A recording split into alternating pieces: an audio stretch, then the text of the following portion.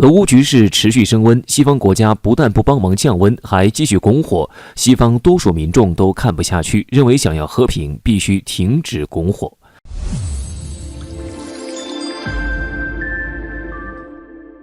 大家好，欢迎来到张斌观察。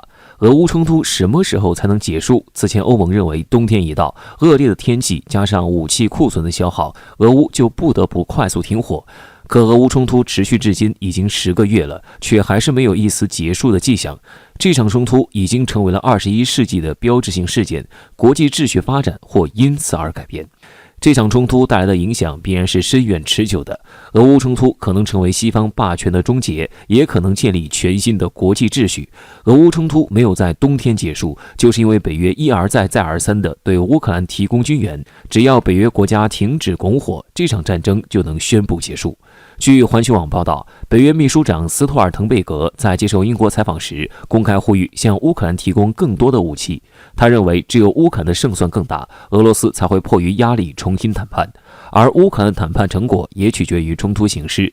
但美国分析人士却认为，只有美国和北约停止向乌克兰提供武器和资金，停止现在的拱火行为，才有可能恢复和平。德国也明确表示，要是北约向乌克兰提供坦克，北约就会成为俄乌冲突的直接参与方，局势必将再次升级。这是所有人都不想看到的结果，那可能就直接引发第3次世界大战或者核灾难了。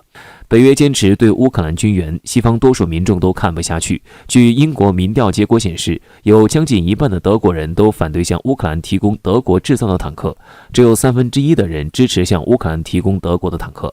可以看出，大部分人还是向往和平的，希望俄乌冲突早日结束。事实上，我真的怎么也想不明白，是什么人会支持乌克兰。从利益的角度来说，支持乌克兰会获得什么好处？从正义的角度来说，一个傀儡政权、美国爪牙的国家能代表正义吗？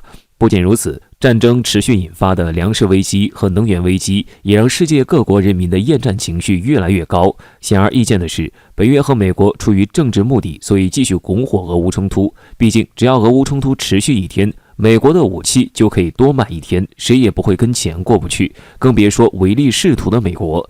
对于他们来说，只要有钱可以赚，其他都可以忽略，而民众就比较清醒，呼吁政府停止军援。此举恰好抨击了所谓政治精英们的丑恶嘴脸。